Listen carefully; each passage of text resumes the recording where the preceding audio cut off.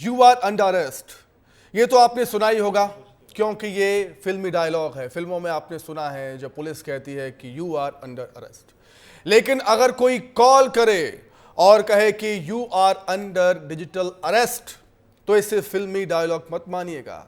ये सच है कि आप बिना सजा के ही सलाखों के पीछे पहुंच गए हैं, जिसमें आपका कमरा ही कैद खाना बन जाता है। आप कैदी बन जाते हैं कमरे में ही और कॉलर जेलर जैसे ऑर्डर देता है आपको।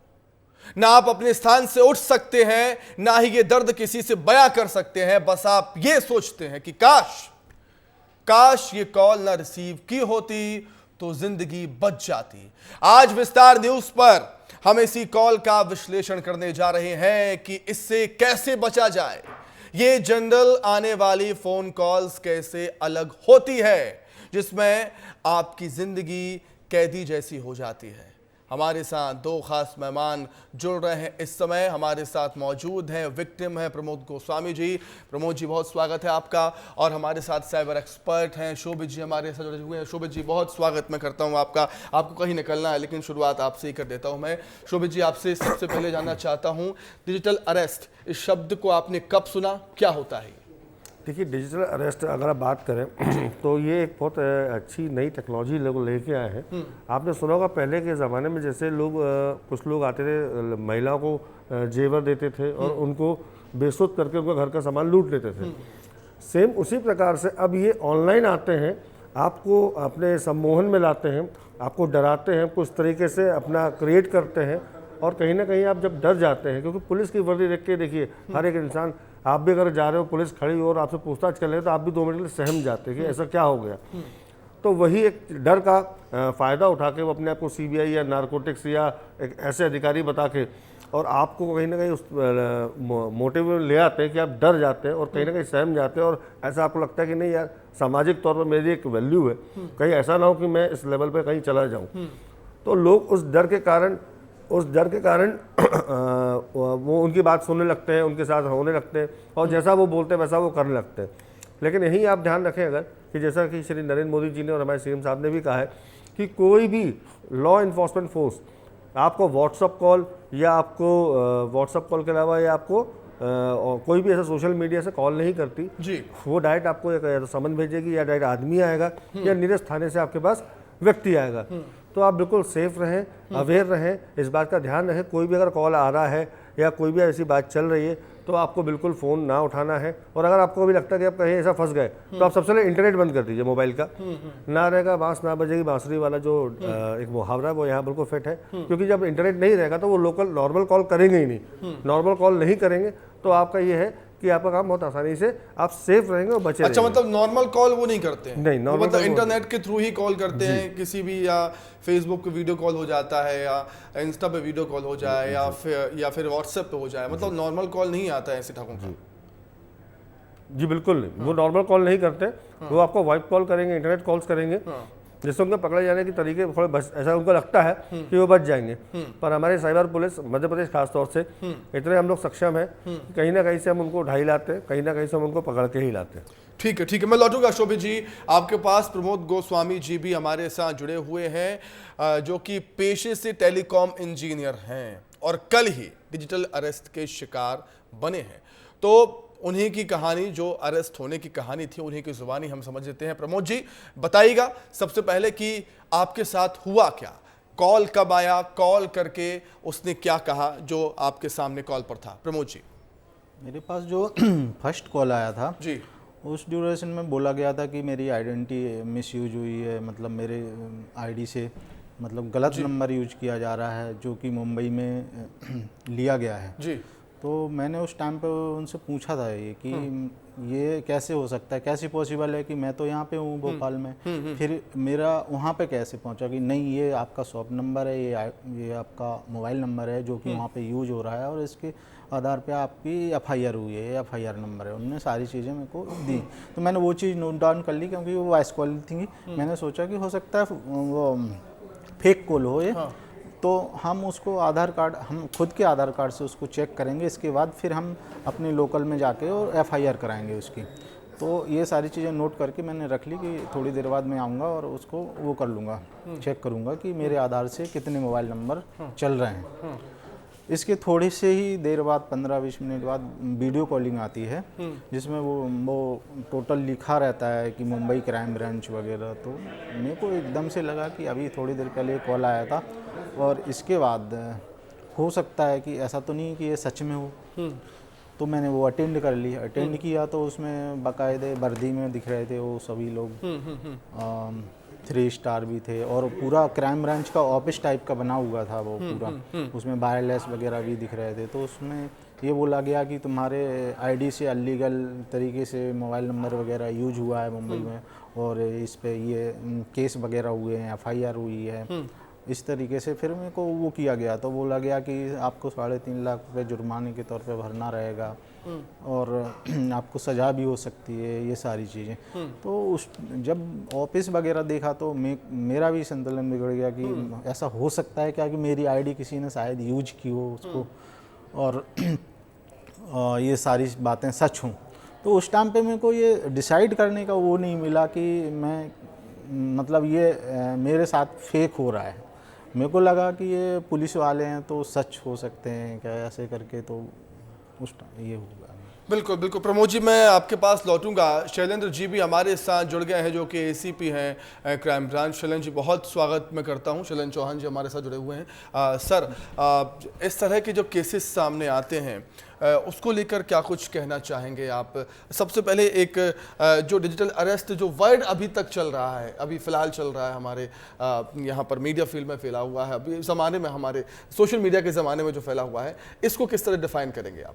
देखिए, ये जो घटनाएं भोपाल में नहीं हुई थी उससे पहले भी cyber crime Madhya Pradesh police पहले से इस चीज़ को लेकर अवेयर है, क्योंकि ये ग्लोबल है। ये कहीं किसी जगह, किसी प्रदेश या किसी देश में स्पेसिफिक नहीं है। ये पूरे दुनिया में हर जगह घटनाएं होती। कहीं घटनाएं जल्दी आती, कहीं बाद में आती, कहीं इंडिया में पहले शुरू हो जाती, कहीं या बाहर से बाद में आती। तो हम लोग करीब 3 महीने से इस डिजिटल अरेस्ट को हम लोग अलग अलग तरह से सोशल मीडिया के माध्यम से, एडवाइजरी के माध्यम से, प्रिंट मीडिया, इलेक्ट्रॉनिक मीडिया में खबरें आती है माध्यम से। आपको याद होगा एक ठगी का मामला आया था, नेवी ऑफिसर से 46 लाख की ठगी भोपाल में की गई, जिसमें 9-10 हज़ार रुपये हमने गिरफ्तार किए थे।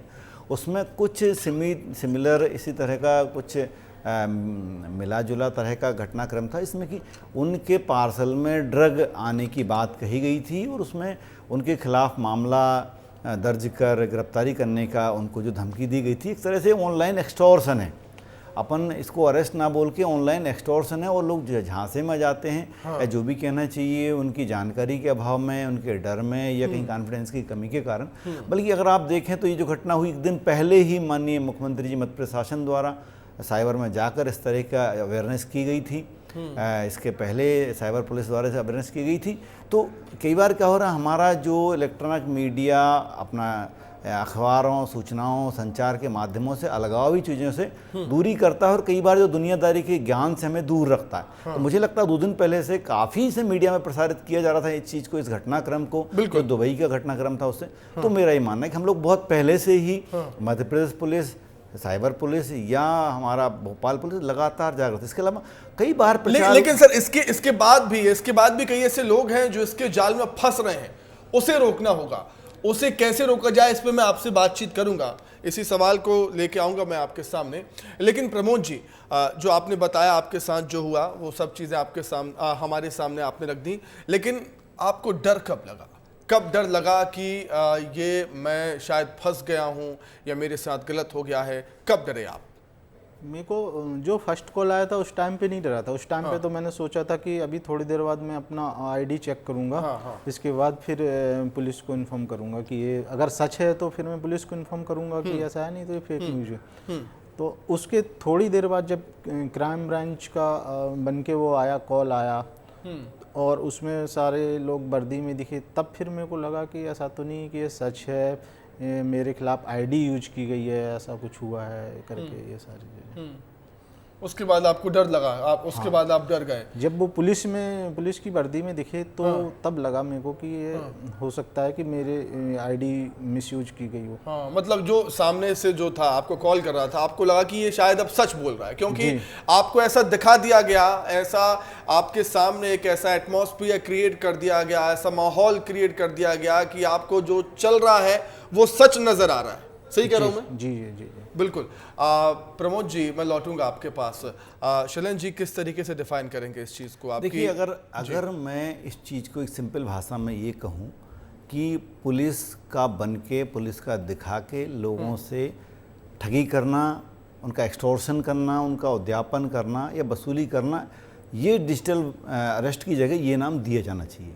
मतलब पुलिस के नाम का झांसा देकर लोगों से साइबर ठगी या उनसे एक्सटॉर्शन करना, मतलब उनको अड़ीबाजी करना, पैसे लेना, ये मैं क्योंकि मुझे लगता है कि आम नागरिकों में जो तबका है, जो मजदूर वर्ग है, जो किसान वर्ग है और लोग हैं जो बहुत ज़्यादा डिजिटली जुड़े नहीं हैं इन वर्ड से ज़्यादा, मुझे लगता है एक वर्ड से भी डालना चाहिए कि जो ऑनलाइन या व्हाट्सअप या मोबाइल के माध्यम से पुलिस बनकर, झूठे पुलिस बनकर ठगी करना लोगों से, ये अगर हम और प्रचारित करेंगे मुझे लगता है कि चीज़ें आगे जाएंगी। और बहुत मीडिया में बहुत प्रचारित किया गया और ज़रूरत है, जब तक ये एक एक केस आता रहेगा हम लोग इसको जागरूक करने की ज़रूरत है। और ये दोनों केस भी जागरूकता के उदाहरण ही हैं, चाहे वो विक्टिम के द्वारा स्वयं ना किए गए हों, उनके साथियों द्वारा किए गए, बल्कि जागरूकता तो आई है।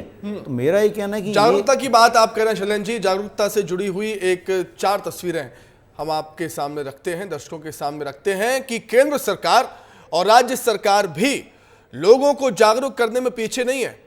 प्रधानमंत्री नरेंद्र मोदी ने मन की बात में इसका जिक्र किया था। साइबर मुख्यालय पहुंचे हुए थे सीएम, साइबर मुख्यालय पहुंचे हुए थे सीएम, डिजिटल अरेस्ट पीड़ित से बात भी की थी और बाल बाल बचे टेलीकॉम इंजीनियर जो हमारे साथ यहाँ पर बैठे हुए हैं। प्रमोद जी, अब आप हमें ये बताइए, आप डर गए, दूसरी कॉल में आप डर गए जब आपको थाने के विजुअल्स दिखाए गए या वर्दी में बैठे पुलिसकर्मी दिखाए गए, उसके बाद क्या हुआ? उसके बाद क्या तीसरी बार कॉल आया? फिर क्या हुआ?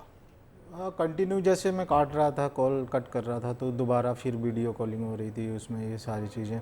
और फिर जब मेरे को ये समझ में आया कि ऐसा कैसे हो सकता है, पॉसिबल नहीं है, तो तब फिर मैंने क्या बोलते हैं कि मोबाइल चेक किया तो उसमें जो इनकमिंग कॉल मेरी आ रही थी उसमें उनको भी वो हो रहा था, क्योंकि उनके वायरलेस पे, बैकग्राउंड पे जो वायरलेस लगे थे वहाँ पे शो हो रहा था कि ये मतलब ये नंबर है, इससे कॉल आ रहा है, इनकमिंग कॉल करके ऐसे दिखाया जा रहा है। तो फिर मेरे को कुछ डाउट हुआ तो फिर मैंने फ़ोन पे वगैरह जो भी इंस्टॉल थे वो सारे अनइंस्टॉल कर दिए तुरंत में उसमें।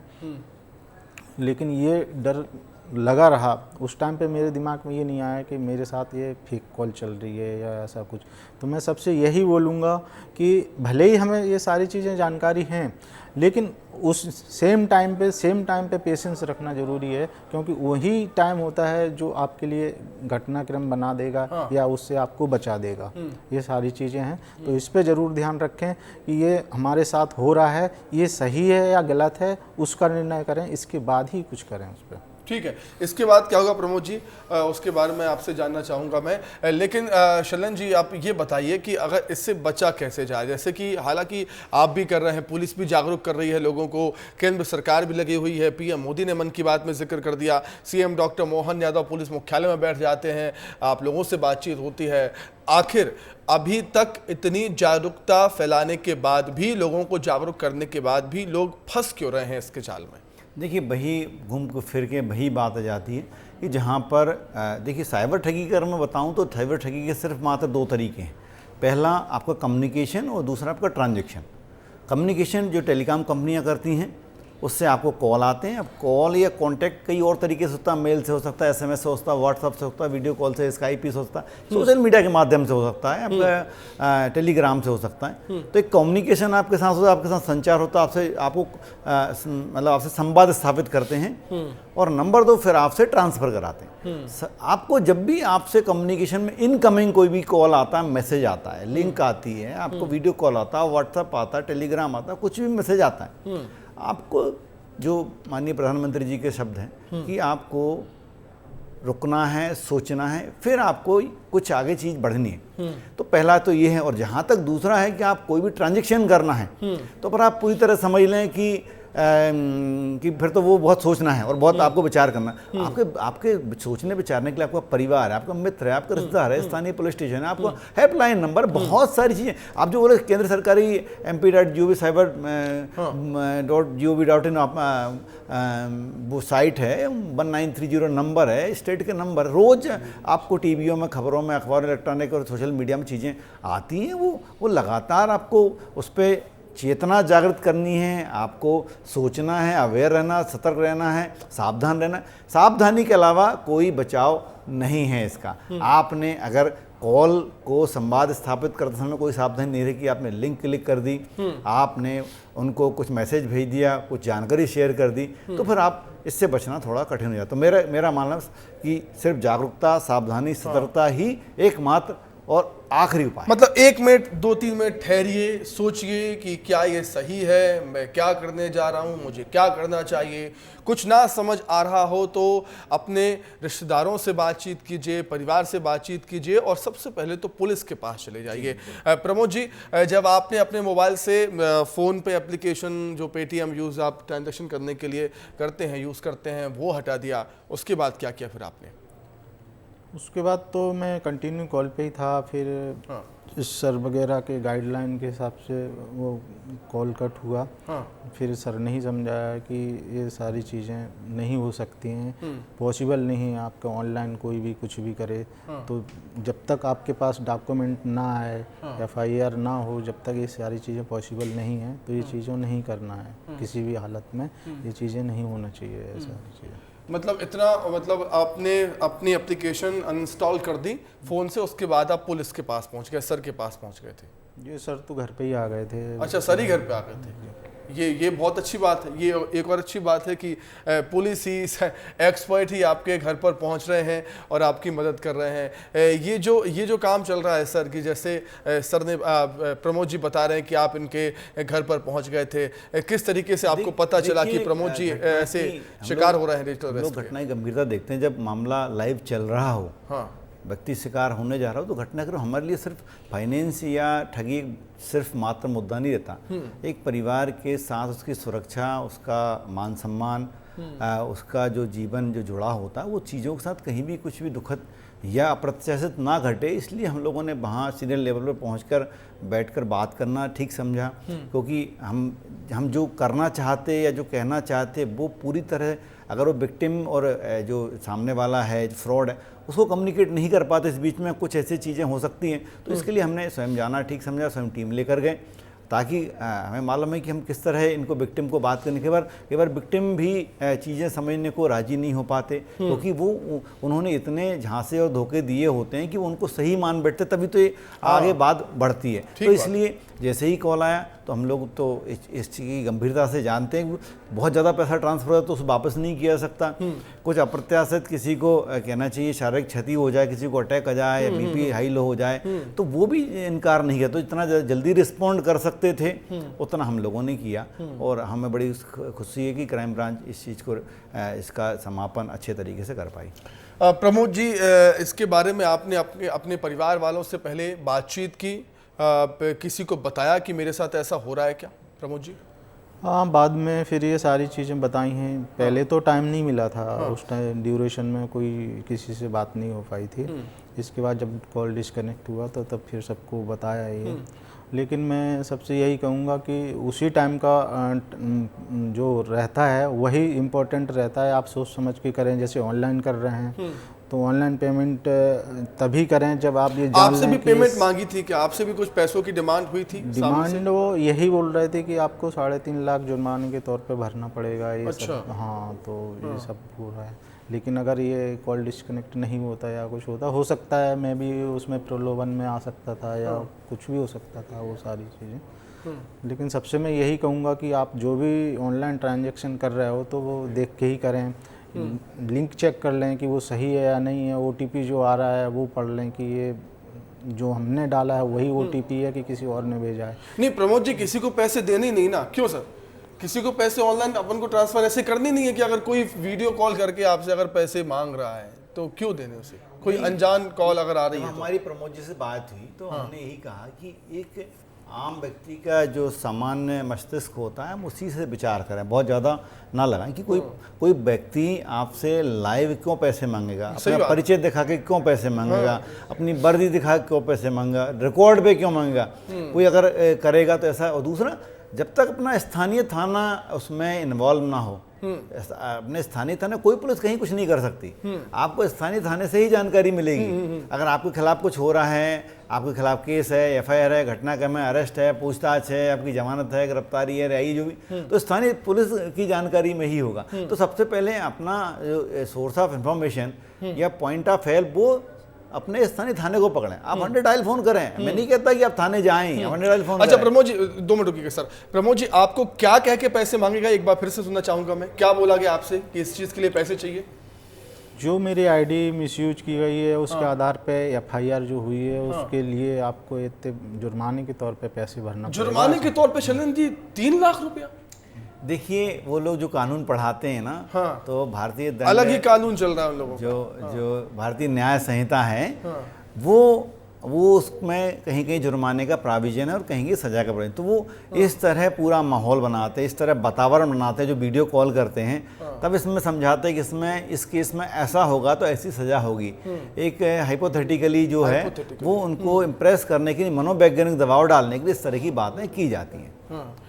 तो बिल्कुल। और प्रमोद जी जो आप टाइम की बात कर रहे थे कि आप मैसेज दे रहे हैं, जो लाखों दर्शक आपको इस समय विस्तार न्यूज़ पर देख रहे हैं, तो किस टाइम की बात कर रहे थे कि वो टाइम होता है जब आप डर जाते हैं, फिर आप एक घड़ी सोचते हैं, समझते हैं, ज़रा उसके बारे में बताइए प्रमोद जी।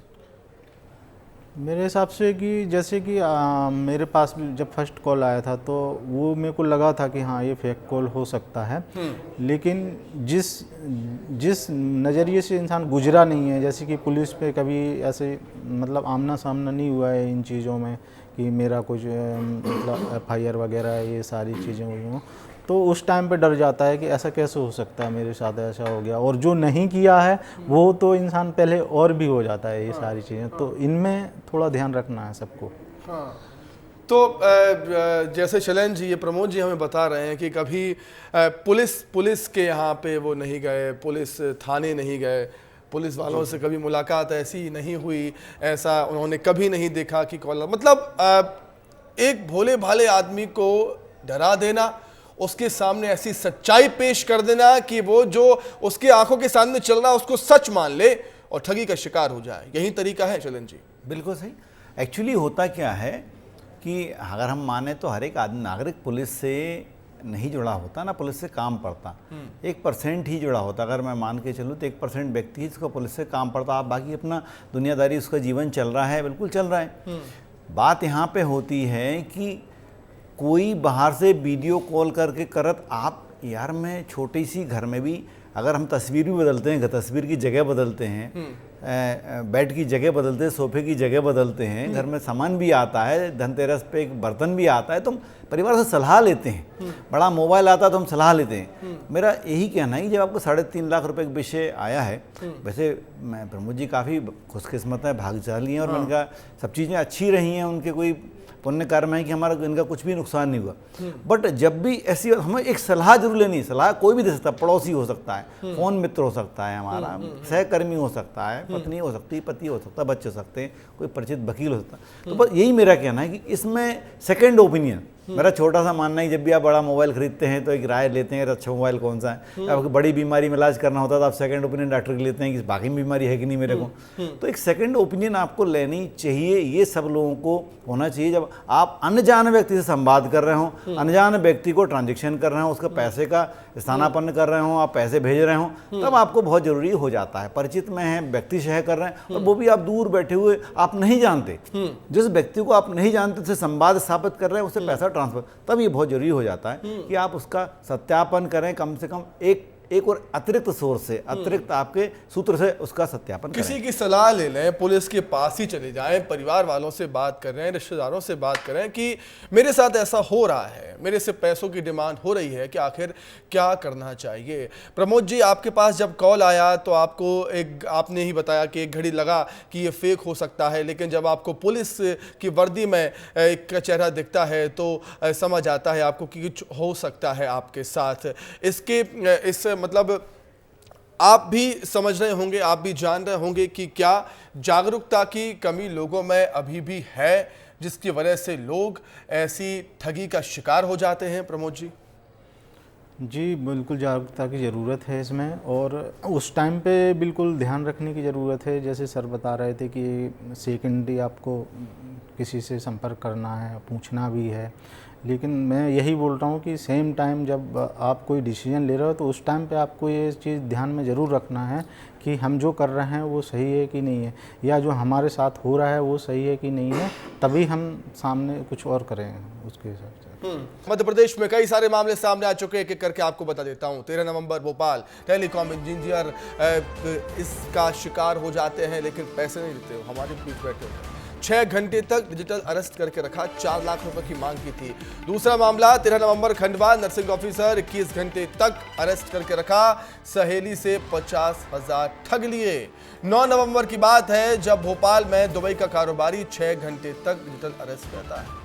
8 अक्टूबर की बात है, इंदौर का मामला है, 65 साल की एक महिला 5 दिन तक डिजिटल अरेस्ट रहती है, 40 लाख रुपए ठग जाते हैं उससे।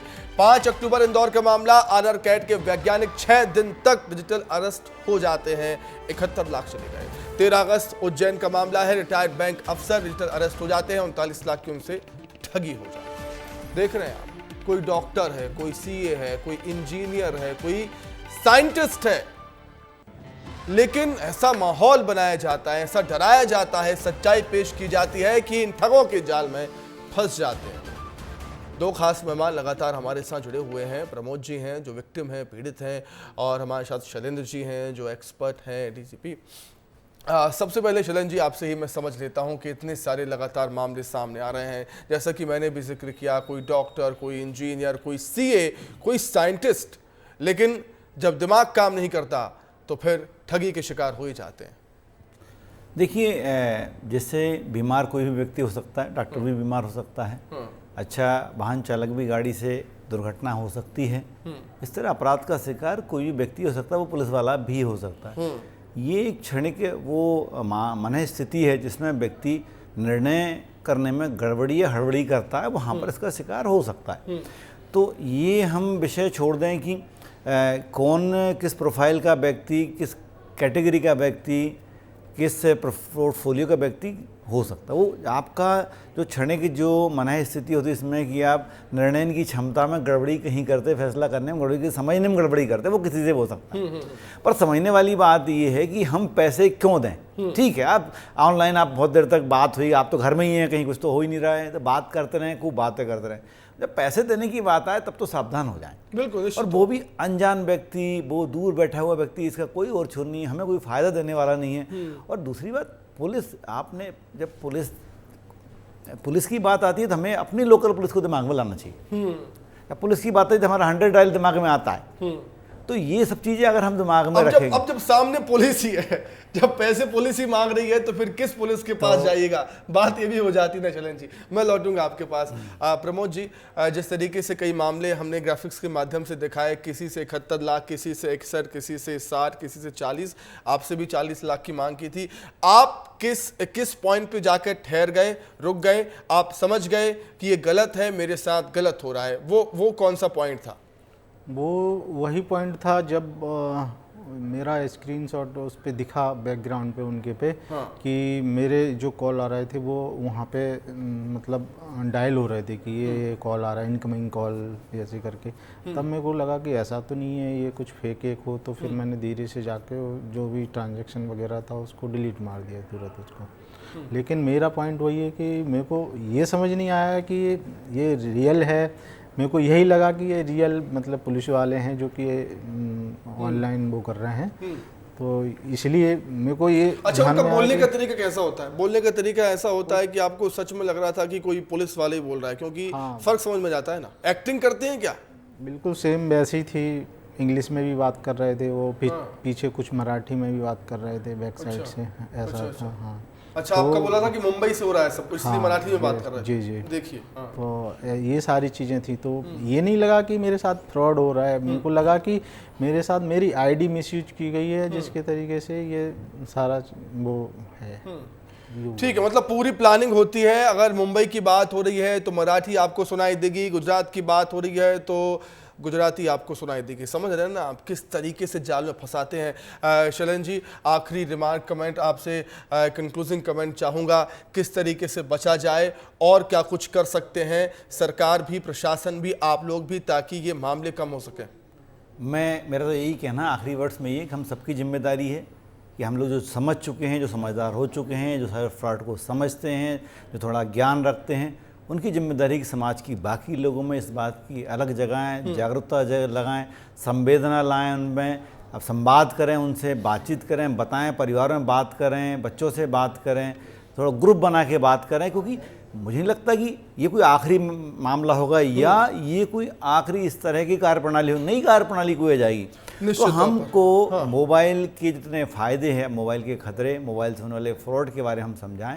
अगर हम सब लोग प्रण कर लें, सब लोग तय कर लें कि दिन में कम से कम एक व्यक्ति, एक ग्रुप को हम आगे बताएंगे, तो मुझे लगता है ये चेन जल्दी बनेगी। निश्चित तौर पर आपकी जो मेहनत है, सरकार की जो मेहनत है, प्रशासन की मेहनत है, रंग लाएगी। और आपने कई केसेस भी सॉल्व किए हैं सर, कई लोगों को पकड़ा, आप जैसे बताया 8 लोगों को गिरफ्तार किया है। तो विस्तार न्यूज़ की ये खास पेशकश थी। मकसद था कि जो डिजिटल अरेस्ट आजकल ट्रेंडिंग में है, कई लोग शिकार हो रहे हैं, उससे बच सके। उम्मीद है आपको कार्यक्रम पसंद आया होगा और आपके जो सारे सवाल थे वो खत्म हो गए होंगे। बहुत शुक्रिया आपका, बहुत धन्यवाद प्रमोद, जुड़ने की तमाम जानकारी बातचीत करिए। तो इसी के साथ ही हमारी खास पेशकश में इतना ही। नमस्कार।